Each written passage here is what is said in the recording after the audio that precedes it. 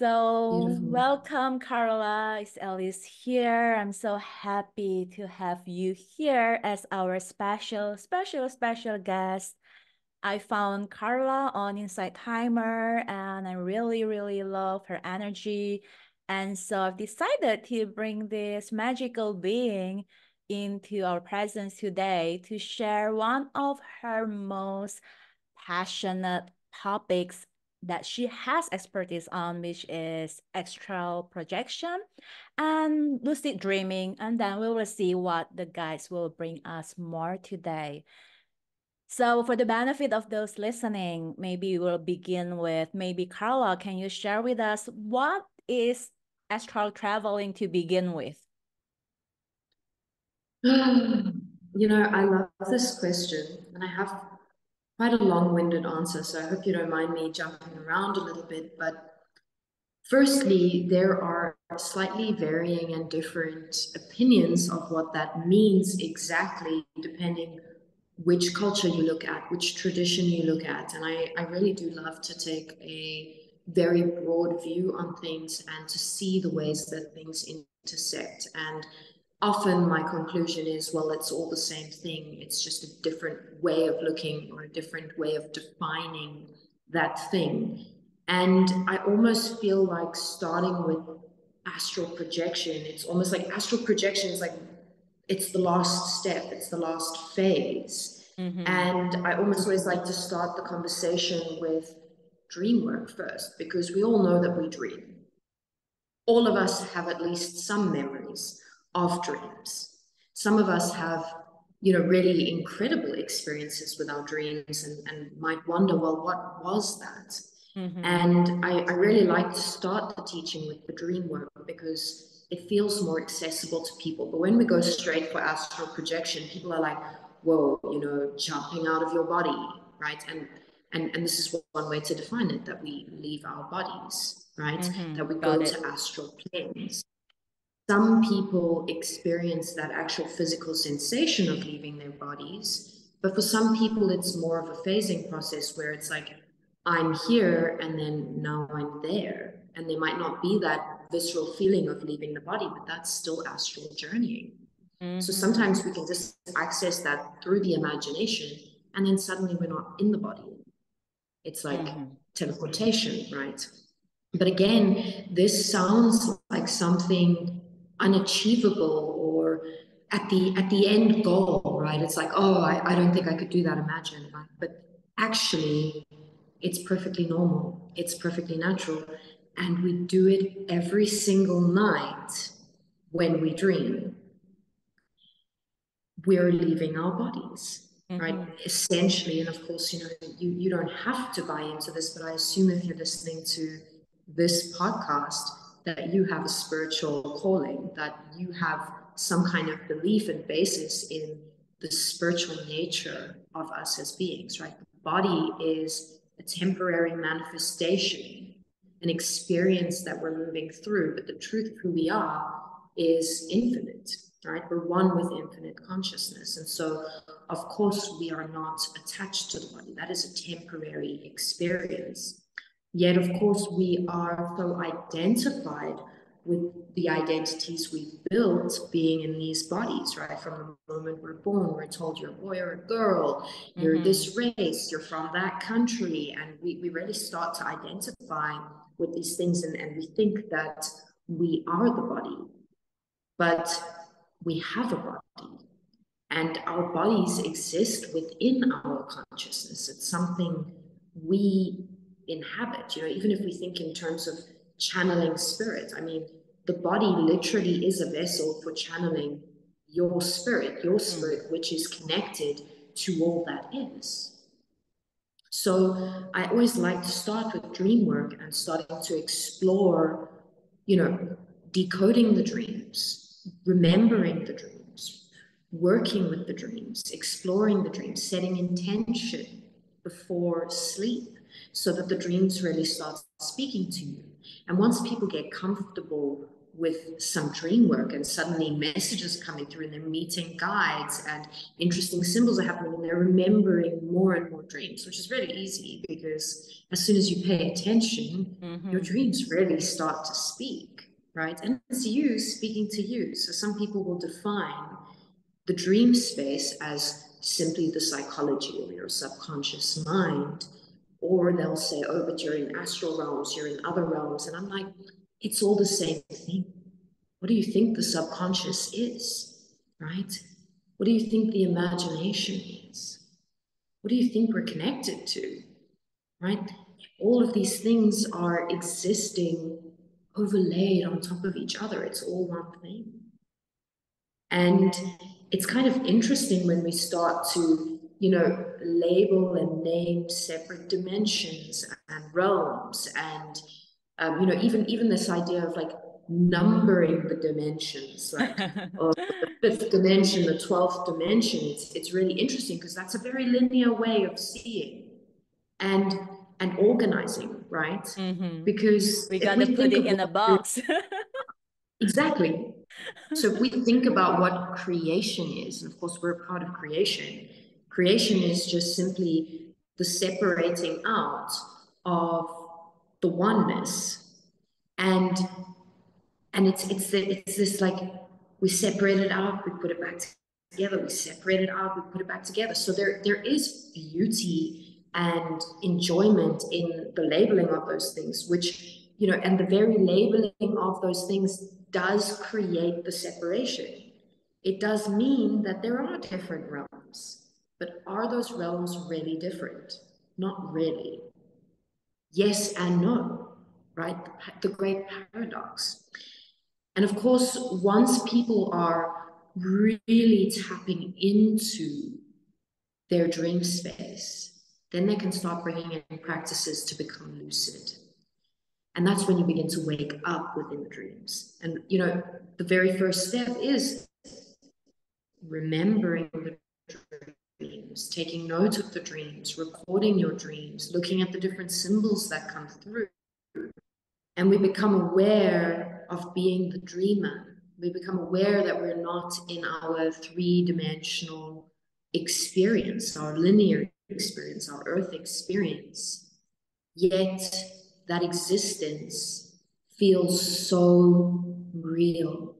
It is so powerful, it is so potent. And then we can start playing with things like taking control of the dreams, or asking our subconscious questions, or calling for our guides to come through, meeting our guides. We can explore hidden and forgotten parts of our psyches. We can explore past lives. It's an incredibly powerful space, and we can do a lot of healing work there. And in fact, one of my favorite topics is that of nightmares, because I think nightmares offer us the most important transmutational medicine. And the gift is we get to face those terrifying images. And when we face them, we realize it's us, because all of it is us. And I think that when you begin to lucid dream more frequently, you begin to realize that you're leaving the body. And the only difference between lucid dreaming and astral projection is that with astral projection, you skip the part where you fall asleep and you just leave the body. And that's the only difference. Now, these are topics that I have a huge interest in. I've done a lot of reading, I've done a lot of exploration. But I can remember when you reached out to me, you used the word expert, and I always get a little bit uncomfortable with that word expert, because especially with something like lucid dreaming, the dream realms, the astral realms, astral projection, I feel like I'm only scratching the surface, and I feel like there's so much more to explore. But of course, because what we're exploring is the infinity, the eternalness, right? We're just discovering more and more of what is us, and we're never going to be done. And so I think at this point, I would like to say, whatever I say right now it's not necessarily the truth. It's not necessarily your truth. It may not even necessarily remain my truth. They're just little windows, little doors that we can explore and allow to become these triggers that help us to open more and more. And I think, yes, I have my experience in these realms, but when I hear about the experiences of others, I'm always just in awe because they're so different and so powerful. So sorry, that was a very long answer. No worries. It is what is. I mean, you actually explain it in a very holistic way. It's really nice. Oh, I love that smoothies. It's the green smoothies, right? Oh yeah.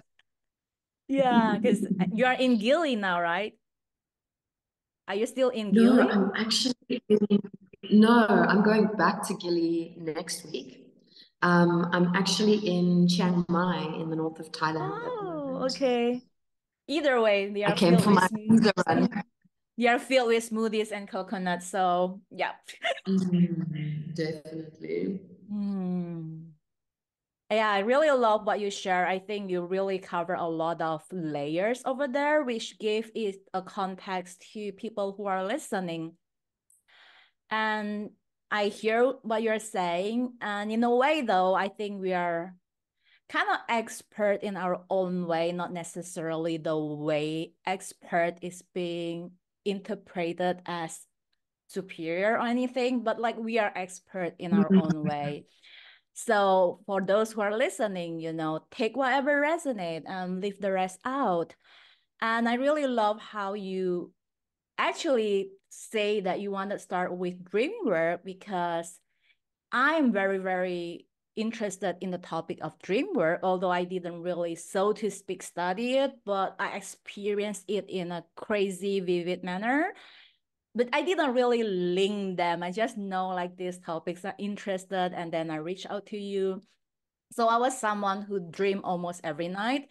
The only question is how much I remember it and how much it has an impact as to whether I want to listen or I choose to like whatever because it's like every night. So, and also I've covered a few explanation about my personal experience here as well in the channel where I talk about how I interpret the meaning of these dreams without necessarily giving them a name. Like you said, I don't call it astral travel or lucid dreaming, but they are all interrelated to some degree as you mentioned. So what I'm curious to know is that, so for people like me, who I think are most of the people who at least have not heard of the term lucid dreaming or astral travel, then they might be wondering, so if I dream every night, how do I know if I am lucid dreaming or not? And why would I want to lucid dream, for example? Yes, it's so interesting because as humans we label things and that very nature of labeling things, right? Like the categorizing, the separating out, it calls it something different. So then we hear this term, and because we haven't heard of this term, we think it's something foreign to us, but really it's, for example, there was a study done, I can't remember where I heard this, but it was from a professor of psychology. I was listening to a podcast. I wish I could tell you the name right now. But he was saying that in this one study, 95% of children who were interviewed claimed to be lucid dreaming. They just didn't have the term or the understanding of what that is. So they theorize that it's an incredibly important part of our developmental process in terms of our brains and our processing, right? And dreams have been theorized as so many different things, but nobody really knows what it is. Nobody really, really knows, right?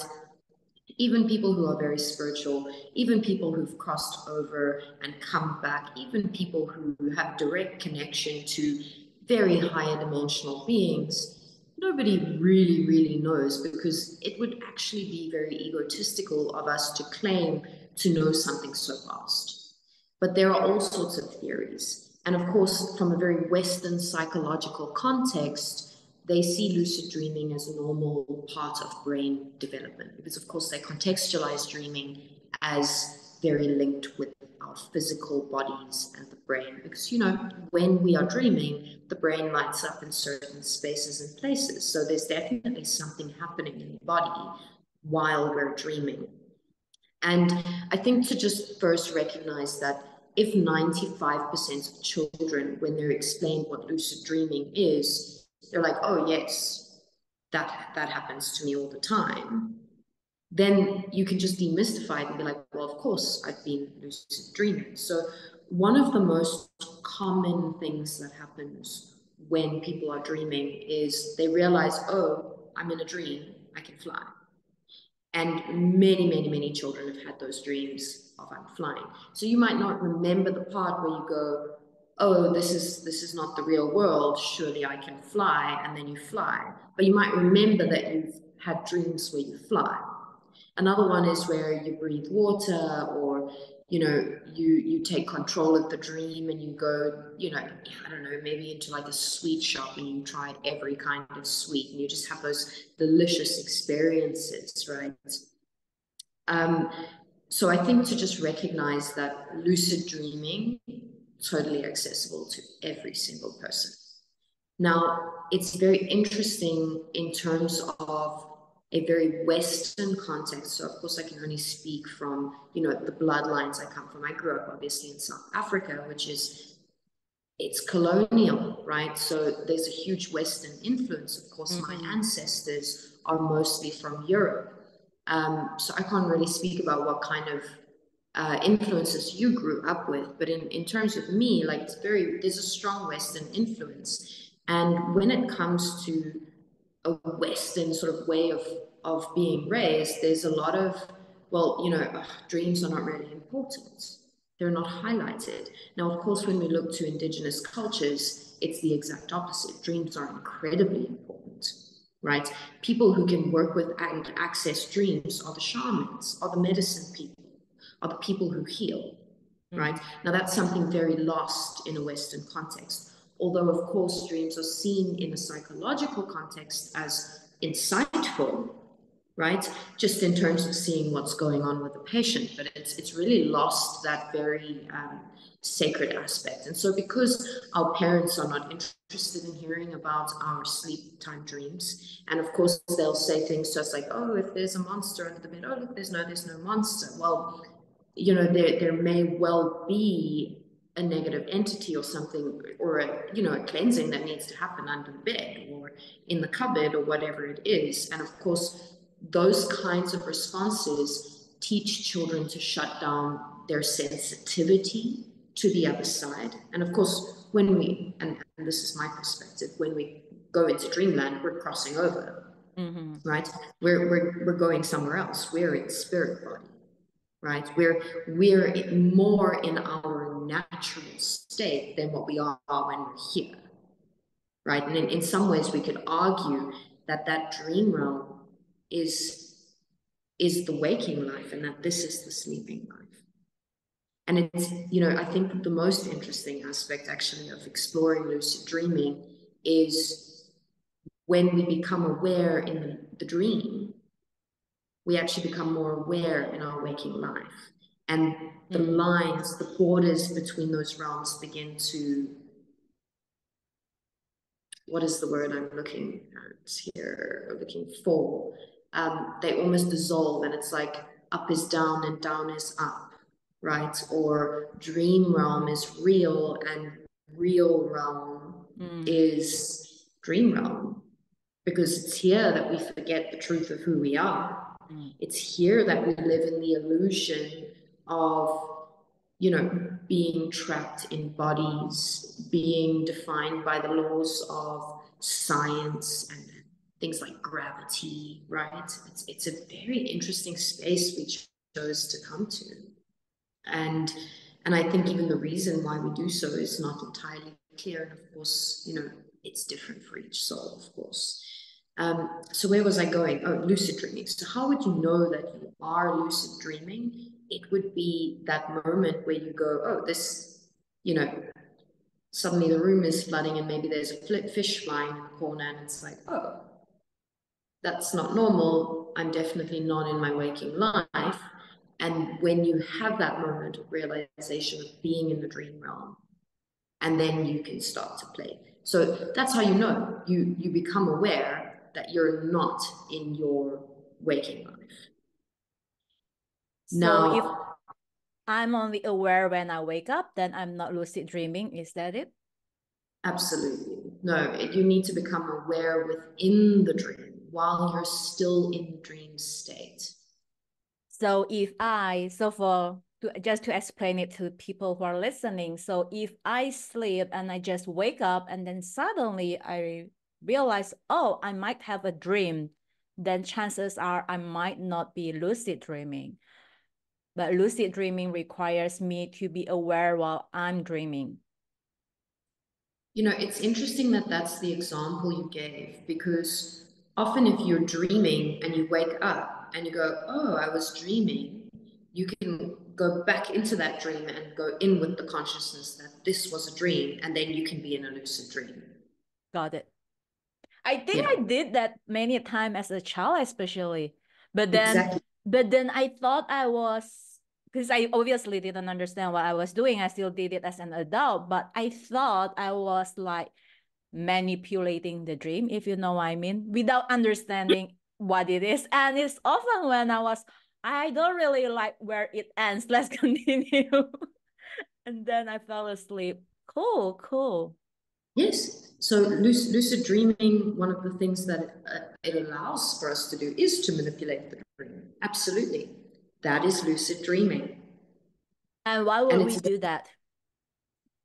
So there are many tools for invoking lucid dreaming, and one of those tools is to work out. Like, it's firstly having a regular sleep cycle does help, because if you go to bed a similar time each night and you wake up a similar time each morning, you can work out where your deepest dream state is, which is for most people normally around 3 a.m. Mm-hmm. But you could go and do a little bit of research about the brain and the different patterns and work out for you when it is that you're in your deepest dream state. If you set an alarm to wake you up at that moment when you're in your deepest state, so that you go, oh, and you cross over quite quickly from deep dream state into waking, and then you dive straight back into that deep state. It's quite easy to go straight back in. So that is one of the tools that you can use. So it's interesting how you actually just brought that up. It's not actually one that I personally practice on purpose, but there are many people who will even set alarms for every 10 minutes in that deep dream state, so that they can practice going in and out, in and out, in and out. Because the more times you cross that bridge between, the dream realms and our conscious realms, the more used to, bringing information across the bridge you get. And this is why I say it's important for us to start with dream work, because with dream work, you train yourself to bring information across from dream realm into waking realm and start, you're making that a practice. When you're practicing waking up in those states and crossing back in and out like this, you're practicing crossing from both directions, right? I'm going to bring my consciousness back in, I'm going to bring the information out, right? And it's interesting because the word shaman literally means a bridge. Oh. And I've always visualized the shaman as the bridge between that realm and this realm, and carrying that information across. And if dream work is not the act of working in a shamanic way, I don't know what else is. Of course, there are many other ways to work with these dream realms. As you can also just, go into a trance, for example, through drumming or dancing or plant medicine. There are different ways, but essentially each time the shaman is the bridge and is bringing the information from here, consciousness, into that realm, and from that realm, information back into this realm. And that is being the bridge. The medium. Medium is another word as well. Another tool to help invoke lucid dreaming is you can start practicing in your waking life what we would call dream checks. So you just get into the habit of consciously checking every now and then whether or not you're dreaming. And it's a good idea to come up with a specific way that you check. And so you can choose anything, whether it's every time I check, I'm going to see if I can, push my body through a table, if that's something that normally happens in your dreams, for example. Or I'm going to just look around the room and see that everything is sort of obeying the laws of science. Another one is click a light switch. Many people claim that if you press a light switch in a dream, it doesn't switch the light on and off. It just, things stay the same. So light switches don't work in dreams. I don't know if that's true for everyone. I haven't actually tried that one myself. There's a very amazing movie which you can actually find on YouTube for those of you who are very interested in this and you want to explore a little bit deeper. It's a very artistic movie. It's called Waking Life. And there are a lot of little tools in Waking Life, but it's also just, it's brilliant. You should definitely give it a watch. See if you can find it. It's Waking Life. Very, very good. And it's through Waking Life that I learned about the light switches, right? And there's a lot that is shared about working with dreams and becoming lucid and becoming conscious, and that sort of blurring of this realm and that realm, right? And the kinds of dream images that can come up. Of course, again, coming back to just basic dream work, the practice of carrying information across and recording your dreams. So having a practice of recording your dreams every morning says to your subconscious, to your body, to yourself, to the universe, I want to pay attention. I want to work with my dreams. I want to remember my dreams. I want to be conscious in my dreams. So really keeping a record. And then when you're keeping a record, you start to recognize recurring symbols that are specific to you. So for me, something that happens in a lot of my dreams is the theme of water, but water happens in quite a strange way. I'll be sitting in a room and suddenly the room will fill with water. And for dream me, that's totally normal. But of course, if I recognize that it's not really normal in my waking life for the room to fill with water, and then I breathe water, and then I start swimming with, fish or whatever it is, that's kind of not a normal thing to happen. And that's quite a trigger for me, of course, whenever a room fills with water, or if I dive into water and I realize, oh, I can breathe water, I'm like, oh, I'm dreaming, right? Because it's only in those realms that I really can breathe water, because this body can't really breathe water, right? So finding those things to check for that become more specific to you are also more useful, because it might not be useful for you to check, is there strange acting water around in the room? Is the ceiling melting? If those are not symbols that come up in your dreamscape. One that is very common is to look at the hands. It really seems to be a very common thing for us, that our hands warp and look strange in dream realm. So if you're very connected with what your hands look like, right? These are my hands. If you go, oh, I'm doing a dream check. Am I dreaming? Oh, my hands look pretty normal. And then you just do that maybe 3 times a day. Maybe you do it every hour. Who knows? Maybe it becomes a habit. Maybe you set an alarm, right? Another interesting way to recognize if you're in the dreams, and this is a habit that many people have. We check the time. We check our phone. So when you check the time, if you start making it a habit to go, oh, this is the time, am I dreaming? And then you look at the numbers. Many people cannot see numbers in dreams. And this is a very interesting thing, because I have met some people who have dreamt about numbers, which is very interesting to me, because most people cannot actually see numbers in dreams. And I think this is because numbers are such a linear way of explaining, and we are in a space where linear things don't make sense when we're dreaming.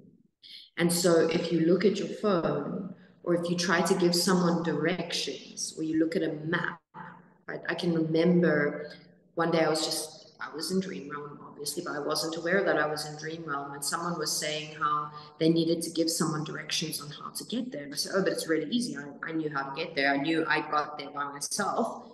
And I started trying to explain, and I was like, hold on, what street number, what?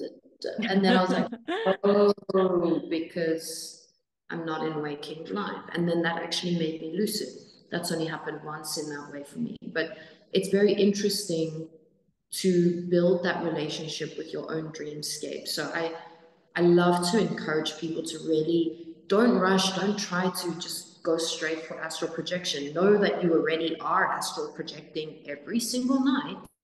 So just start to build a relationship with your dreams, and your journey of exploring your dreams are going to be yours. Nobody can actually, people can guide, people can say, oh, I think this, or I see that, or maybe try this. But at the end of the day, your journey is your journey. And that is so exciting because it's just so unique to you. It's so specific to you. It's so powerfully yours.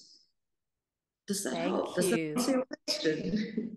Yes, it does. It's really mind-blowing in many aspects. I mean, there are a lot of things being covered here, which is a true gem. And wow, there are so many. Where do I start? Just kind of adding on to what you were saying, I think, like lucid dreaming is definitely accessible to everyone, but it doesn't mean everyone has to be lucid dreaming if that is not what you want or what's your path. And maybe you already are, who cares? As long as you receive what you need. However, if you feel truly called and really like, oh my God, this is something I really want to learn, then you can start by watching the movie Waking Life that Carla is talking about and practicing a few things that she was saying about invoking lucid dreams, such as doing a dream check and knowing when exactly is your deepest sleep so that you can actually be more aware. But what I reckon is that at the end, it's kind of like just for the purpose of our linear mind, if we were to break it down to step by step, the first step is to be even starting with be aware and conscious about our dreams.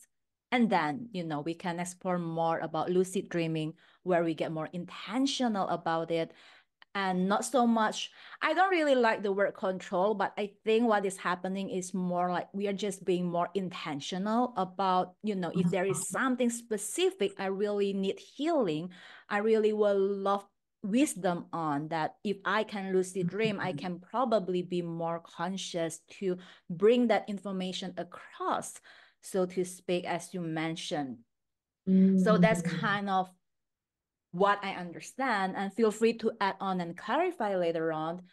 And I just want to share on like how you were saying about like the way I explain dreams to people are just like, whether you want to call it angels, divine, God, whatever, is kind of like the way the messages were being sent, or in this context, we are bringing the information across.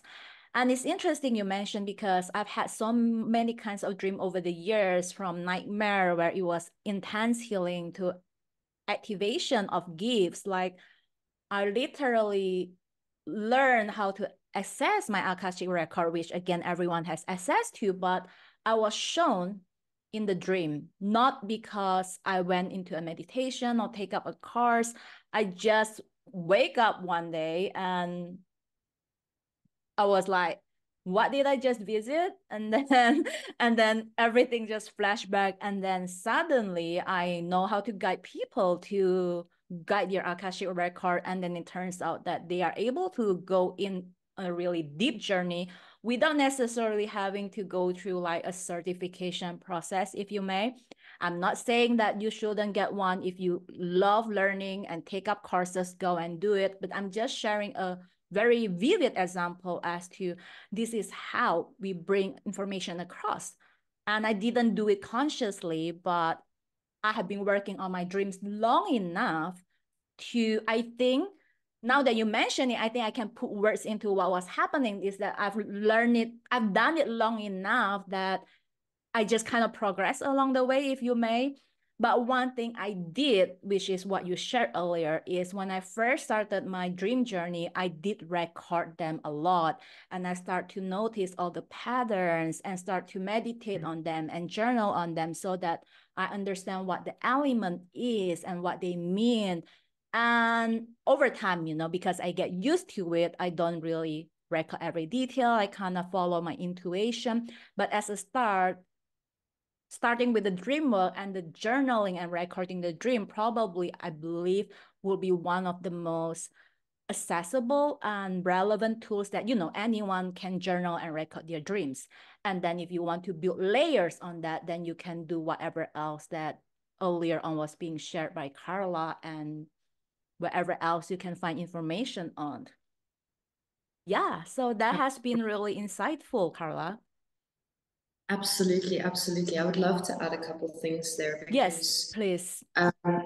firstly, I do have 3 meditations on Insight Timer for dream work. The first one is freely available to anyone, and that is kind of like a 2-in-1 where you set the intention for recalling the dreams, and then you set the intention for invoking the lucid dreaming. So that's like a 2-in-1. Mm-hmm. When I re-recorded, because look, that was one of the first meditations I ever made. I didn't really know what I was doing in terms of quality audio, etc., etc. So I wanted to do something that was a lot better in terms of its production value. But the content of that meditation is still really excellent. I still sometimes use it myself. But then I split it up in 2 and I put that onto the premium side. Mm-hmm. And with that, you can start with the meditation where it's to invoke your dream recall. And it teaches you essentially a ritual that you can implement yourself. It is one that I learned from one of my teachers, Alex Lukeman, who also writes on dreams. He's got a PhD in psychology. And his method is you place your right hand over your heart. When you climb into bed, you take a few deep breaths, and then you say, I will remember my dreams. I do remember my dreams. I shall remember my dreams. And you say that 10 times, and then you let yourself relax and go into dreamland. And, everyone will say anyone working with dreams or lucid dreaming or astral projection will say it's just so important. The first step is to start remembering. And like you say, recognizing then the patterns. And it's amazing how naturally things will just unlock. Naturally, beings will come and teach you things that you're ready to receive. And I love that story that you shared because it's incredibly powerful for us to remember we do all have access to divine knowledge because we are divine. We all have that access. And it's just simply a matter of going, okay, I'm going to soften and allow myself to receive. It's not something we can force. It's just something where it comes when we're ready. And one of the best ways to get ready to listen is to honestly to work with the dreams. Because when we listen to what's happening in dream realm, we're literally saying we are willing to listen to the subtle. We are willing to see beyond this realm. And that's incredibly powerful. Another thing you kind of touched on there is what I would call dream divination, where you start setting intentions or asking questions of your dreams before you go to bed. And, I love to talk to the dreamer self or to my dreams as if my dreams are an entity. And I say, Love that. if I really want to work with the dream divination, I need an answer to something. Climb into bed. For me, the feeling of excitement to go into dreamland is really important. So I climb in with oh, I'm so excited to go to bed and to cross over and to explore these realms. And tonight, beautiful dreams, I would love to explore this question or that question. I'd love to give an example here. But there was a time in my life where there was, you know, this pattern which became clear to me that I kept on attracting, and I saw how it showed up in my childhood and then continued to play out over and over. And I was wondering, how can I shake myself from that pattern? Because it's obviously not useful. And so now I see it. So what's next? Dreams, can you help me to heal that? And I realized it was linked with my inner child. So I was invoking my inner child. And that night, I went into this very, very strange realm, which I can only say is probably a very dark part of my own psyche. And you know how sometimes spaces can be very warpy in dream realm, where it's like it was both inside and outside at the same time. It was a warehouse and a circus at the same time. It was also a festival and a school. So all of these things in one.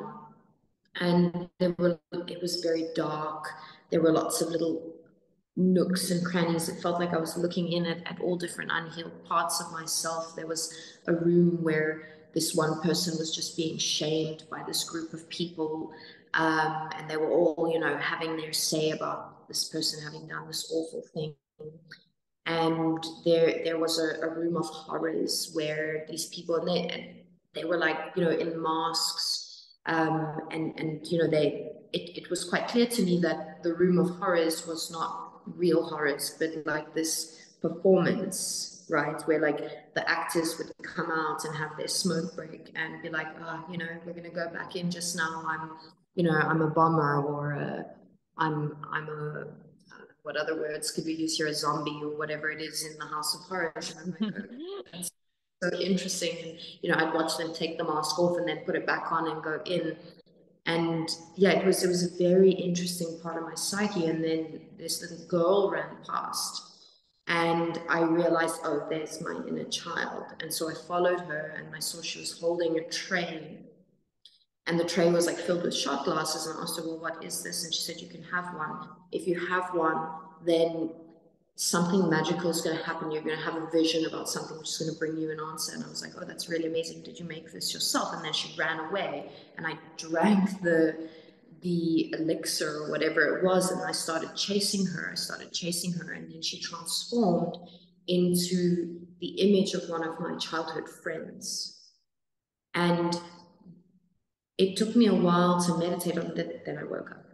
And it took me a little while to meditate on this in waking life. Like, why did my inner child show up as this childhood friend? And I started reflecting on that friendship. And I realized that I had made a choice within that friendship, which actually betrayed my own good nature. And I made that choice out of fear of being not accepted by the group, because the group dynamics were toxic. And so I chose to no longer be friends with her so that I would be accepted by the group, instead of staying friends with her, even though I saw the beauty of who she was. And the group was ugly. And this created some kind of pattern in my life where I felt like I was always being villainized. And I was like, but I did nothing wrong. But that was the original space where I turned myself into the villain. And so there was this unhealed aspect inside myself, which did feel like I was the bad one. I was the bad person. And it was an incredibly healing experience for me to move through. So, you know, we can ask questions of our psyche, we can ask questions about the future, we can ask questions to help us make better decisions. It's, you know, when we are in the practice of paying attention to what's coming up in the dream realms, we're remembering dreams in the morning, the dreams will start speaking and they will answer your questions. And that is incredibly, incredibly powerful. And that you can do even without being lucid, because you can just have a dream and not realize you're dreaming, but wake up, remember that dream, and then remember the question you had the night before and go, oh, that does actually answer my question. Let's meditate on this.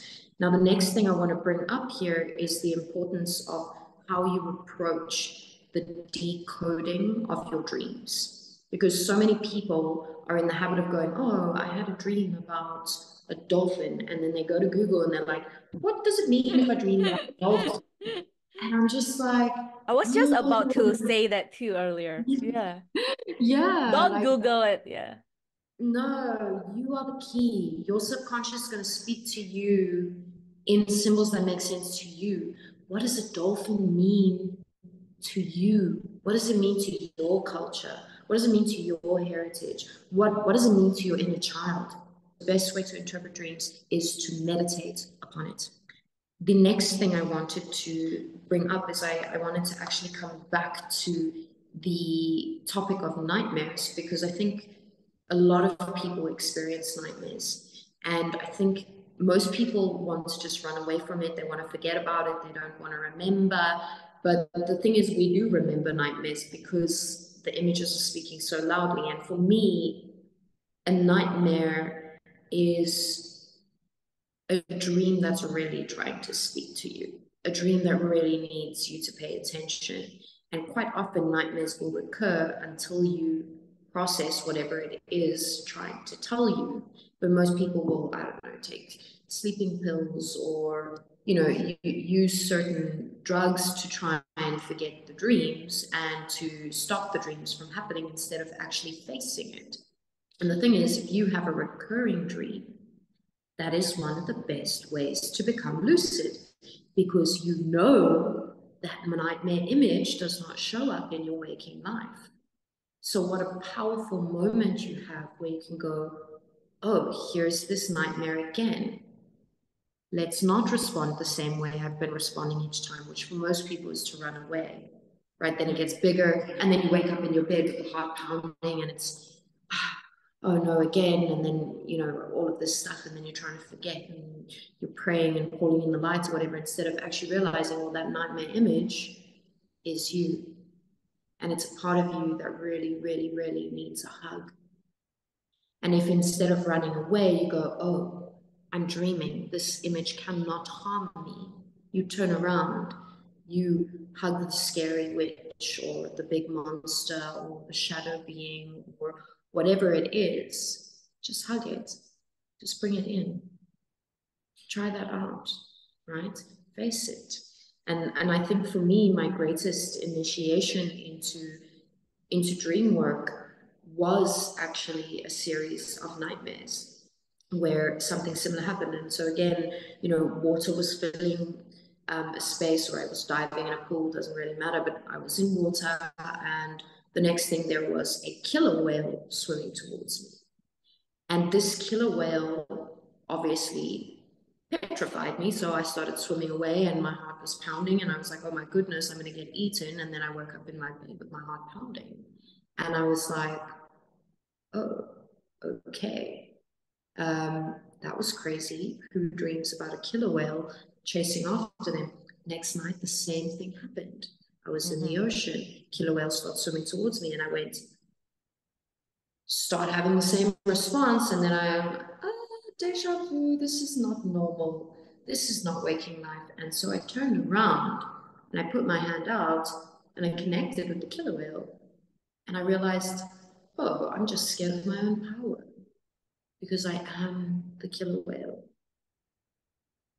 And since that moment, it's my spirit animal, right?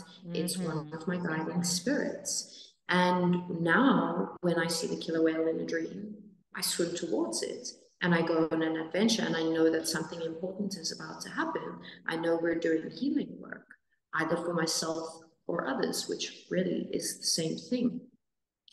The next thing I wanted to bring up is, I don't know if you know this, but I teach psychic development.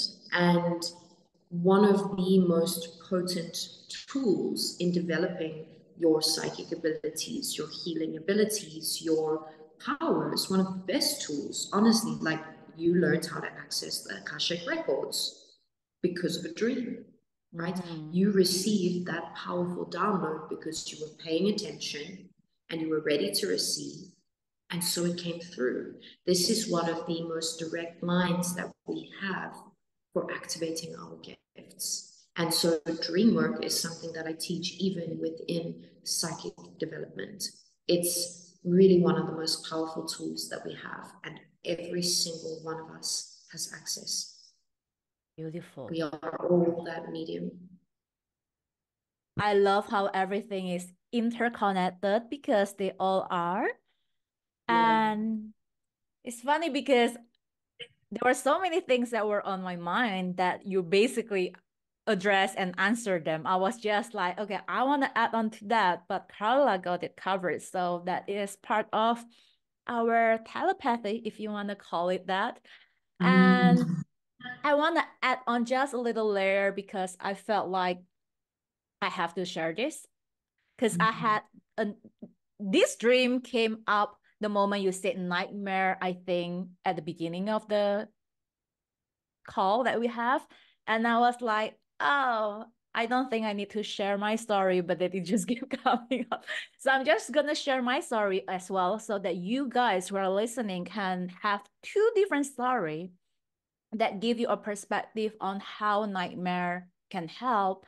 And hopefully that give you a little bit of that courage and that leap of faith so that you can have the courage to face it and not to run away from it, because at the end it's about feeling it so you can heal it. And as Carla was saying, a lot of the foundation starts from dream work, and then as you go, and dream work include nightmares. So it's not a selective dream work, but dream work as a whole, and then we can move on from there, right? And so for me, I also actually quite similar to you. I started this whole dream journey from a nightmare, a really scary one where I woke up in fear. I literally was like, my biggest fear was like ghosts, witch, and darkness, and like they all come in one nightmare. It's like basically like my biggest fear of my whole life is in that one night. So I woke up in fear, and then so I was in so much fear that I had to like go to my spiritual mentor at the time to like, I'm gonna decode it now. And we spent like a good 3 hours, to a point she's like, I think you're done decoding. And I'm like, oh, but I'm still afraid. But anyway, so that's also how I learned how to decode and at the same time facing it. So in short, what was happening in the dream was that I saw this woman who was being chained, and then she was sitting all alone in the room, and she had like her head down, almost like a prisoner, if you may. And I asked her, why were you chained? Like, why are you here all alone? And she was saying that I was afraid to hurt other people. If I go out, I will hurt other people. And then when I look at her and when she looked up, and then I saw myself, like a shadow image of myself. And then that's when I realized that that was like my inner witch, so to speak. And that fear of owning the power of shamanic, of witch, of healing, that she was so afraid that God knows which past life this came from, but basically she was so afraid of her healing power that she locked herself up in the room so that she did not hurt others. But it's not true that the power is to heal and not to hurt others, but probably sometime in the patriarchy system that she was told that you are witchy, and then it is whatever demonic, and like you just have to shun away. And that explains so much in my waking life about how I was hiding my power, how I was playing small, and how I was hiding in my spiritual closet, that I cannot let people know how woo I am, let alone tell people that I believe in spirit and talk to angels. Like, no, like they're gonna think I'm crazy and I'm gonna be abandoned and outcasted and shunned away and maybe locked in a room. I mean, these days people probably don't put you in prison for that, but it's that same cycle, the same way you had with that childhood friend that you had, right? How it manifests in every area of your life right now, although it was something that happened in the distant past. And I'm feeling chill as I was sharing this. But anyway, so yeah, so that was like my nightmare, that thanks God I had the resources and the courage to face it, because it was like a life-changing moment in terms of coming out of spiritual closet and diving deeper into dream work. So with that story, I think another thing I want to highlight is also, you know, if it become too much, you don't have to do it yourself. Go to your mentor like I did, you know, or talk to someone online or whatever. You don't always have to do it yourself, or call on your guide. If you don't have someone physical in your life, then call in your spirit guides. They are there. You don't have to like logically trying to analyze, because that will drive you crazy, because nothing will make sense from the dream in a logical sense. But when you can put yourself out by taking a step back and look at it, it has so much information, wisdom, and healing. So yeah, that's just kind of like an add-on to invite you guys to, not to say you have a lot of nightmare, not necessarily, but if you do, then do face it to heal it. And that, yeah, I think that's it. That's the only part I want to add on in the nightmare thing. Thank you so much for sharing that, because it really has driven home exactly what I'm trying to say.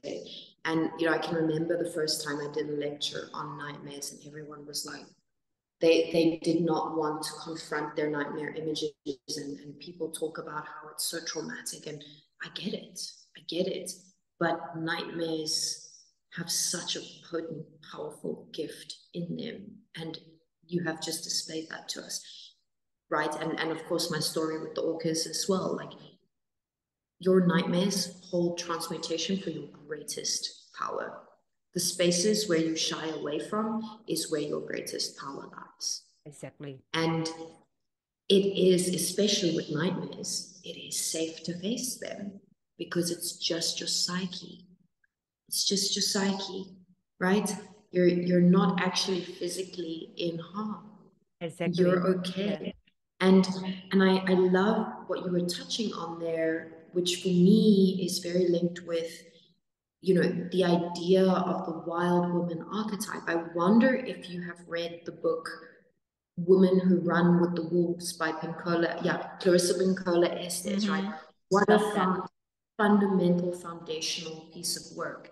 And I think that this was really like, this was your wild woman chained up, and you set her free, right? Realizing that like the way we've learned through patriarchal systems to chain ourselves, to hold ourselves back, to pacify ourselves, to have that internal policeman, right? We lock away those really powerful aspects of ourselves. And when we can face that, right, and realize, wow, the horrific image that we're looking at is actually my power. It's my power, and there's no reason to fear it, right? The darkness, the thing that we've hidden, the thing that we've shamed, the thing that we've, you know, locked away in that deep, dark prison of the subconscious or the psyche, that is something worth setting free and bringing into the light. And yeah, and it's a healing power. And I think all power has the power to heal or to destroy. And it's really about how we choose to use that power. And I also love how you talked about this coming out of the spiritual closet, because I can so resonate with this metaphor. And it's so interesting because I've always been pretty out and open in my social circles, like with specific people. But, you know, I'm an academic. I love to study. I love to read. I really want to do like my doctorate, and I want to be respected. And, you know, I wanted to have a career, like a respectful career. And of course, for 3 years after I finished university, I was trying to launch my artist career. And I kept getting these walls, and there was seemingly no reason why I should have been hit with these walls. I was very successful, I was very talented, etc., etc. And I kept getting this message loud and clear. 3 years I got the message, come out of the closet. Come out of the closet. And I was so confused. I was like, I do not understand. Do not understand what closet must I come out of? And then one day it just dawned on me that I needed to actually state in a public way, I'm a psychic. This is what I do. I speak to these beings, but I was so afraid of being shunned by my academic, logical, rational-minded circles that I never considered doing that. And also, when I was very young, the beings, I've seen the beings since I was very young. You know, they helped me through a lot. I didn't have an easy childhood, but they carried me through. They gave me a lot of information. They helped me to see and understand a lot and hold a lot in compassion. But they also told me at a very young age, shh, don't tell anyone, because they knew that they would lock me away. At that age, I would have been in and out of psychiatric wards, right? If I was talking about, oh, I see the blue beings, blah, blah, blah. They told me not to tell. And so that became my default. I don't tell, right? I might use the information that's coming through. I'm talking to them all the time, but I don't tell anyone where that's coming from. And when I realized they were saying, come out of the closet, come out of the closet, it was time to step into that power and to claim what I am. And part of that was realizing some people are going to think I'm crazy. Some people are going to think I'm a scammer. And that's okay. Because for the people who my teachings or the teachings of the blue team, I can't really claim them as my own, but what comes through me. For the people whom that resonates with, the right people will find me, because I will magnetize those who are ready for it. And of course, there was a bit of a wobble moment where, you know, a lot of people unfollowed me. A lot of people didn't want to be friends with me anymore. A lot of people just thought I was crazy, and they would keep me around as just their crazy friend or whatever it is, but they don't really believe what I'm doing. And that's also okay. That's also okay, right? We can live in different realms and different ways of seeing and still enjoy each other and still smile at each other and still laugh with each other, right? And it was just one of the most freeing things. And, you know, it's funny, in all my life, I never met another psychic person until I went public as a psychic. And now almost everyone I know is a psychic or a healer, or, you know, it's just how amazing how suddenly you magnetize the right people to you. So I just also want to say, in terms of like coming out of the spiritual closet, if there are listeners, you know, wanting to do that, but afraid of being, you know, persecuted, right? Because we have that deep, innate past life collective consciousness of women, right? The burning of the witches, the, you know, but all of these sort of collective narratives that have happened in many, many places where powerful women have been squashed to step into being a powerful woman. And of course, I'm sure that there are those who resonate with being men out there who also feel something similar as well, right? I just want to encourage you to do it, because yes, you will lose people. And let me tell you, that clears space for alignment. Alignment is what follows. Love that. It's like, if you're afraid of, if you're, rather than worrying about the people who will leave you, think about the people who will come to you, who will actually value you and appreciate you, and who actually are waiting for your gift. Like they're there just waiting for you. If you will just come out and share it with the world. Beautiful. That I think brings up a very nice closure to our chat today. How we started with lucid dreaming, nightmares, astral projection, whatever, and then summing up with coming out of the closet, feeling our feeling, healing our fears, and then rise up to our power. I think that is kind of the message that our guides have collectively bring us here today for, you know. Yeah. Absolutely. Yes, thank you for mentioning that coming out of the closet energy, because it really is the most natural conclusion to this conversation. Thank you. What a wonderful, wonderful conversation, and a privilege to meet you. And yeah, I look forward to connecting again. I'm sure our paths will cross.